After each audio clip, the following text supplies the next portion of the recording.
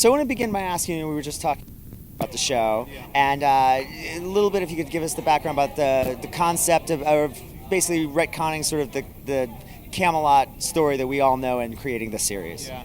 Well, I mean, Julian and I were always fascinated by the Merlin legend, and we were keen to build it into a television show.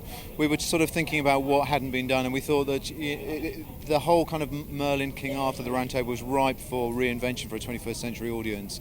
And the one thing that we thought that hadn't been done really was the fact of a young Merlin.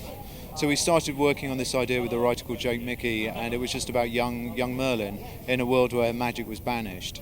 And then basically, as we started developing the script, we were just thinking, well, why not put Prince Arthur in there, and why not have Guinevere, and why not have Morgana in there? So have all of those. So and we were all kind of watching Smallville at the time and loved that show. So we were just thinking, well, why don't we bring more of those characters into it in that way?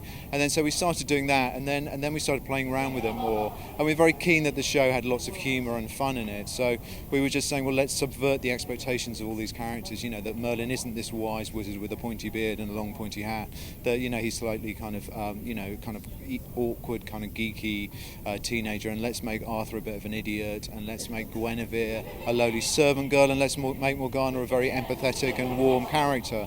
And so suddenly, in subverting all those expectations of those characters' names, instill an image in you. So to do the opposite of that seemed very exciting to us. And so that's kind of where we started. Then from that, loads of stories. Suddenly we were sitting in a story room, and instead of just eating loads of biscuits and not having any ideas, we were suddenly there going, well, we can do this, we can do that, we can do that. So suddenly we thought, yeah, we've tapped into something really good here. And so then we just started, we did about 6 scripts before we got commissioned, and we did sort of the first 3 scripts, and then we did some in the middle and some at the end just to check that the format worked. And that was it really. And then the important thing to us is, Tony is upstaging me. Tony Head. It's just everybody's laughing at him. And so we just thought, and the great thing about the format of our show is that we can play around with our theory and legend. And so it was great to sort of go, well, how did Excalibur, how was it first formed? What's the story to that? Because there's no legend about that. And the lady in the lake again, who was she and what? So it was really good fun to sort of create the myths around those before the myth began in the history books. So that was good fun. So there was that kind of level of story, and then there was also just having fun with Merlin and that character, because Julian and I always love those kind of stories of teenagers with superpowers that have to hide them, and it's just a journey of how they self-discovery and how they learn to survive in the world. So that was good. So there always felt like there was lots of different stories to tell in lots of different ways. Yeah, and since Arthur and Merlin are so closer in age than any other interpretation of this that we've seen before, how does that sort of change their dynamic as a relationship? Well, I mean, I think that's what we really liked was that, all the kind of Arthurian and Merlin scholars were absolutely furious that we made them contemporaries.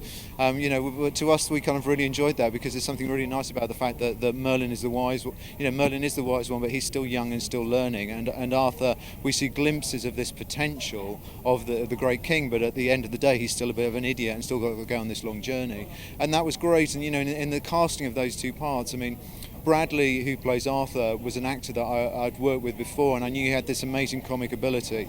And to me, it was very important that Arthur should be very funny and have great comedy. And by chance, both of them as actors have a very good on-screen chemistry, and they have similar senses of humour. So we were able to write more comedy into their banter scenes, and so that was kind of good. And to me, that's the heart of the series. Really, is that friendship between 2 people that would do anything for each other. Arthur would put down his life for Merlin, Merlin would put down his life for Arthur, and I think that kind of sort of epic buddy movie is sort of always fun to write and work on.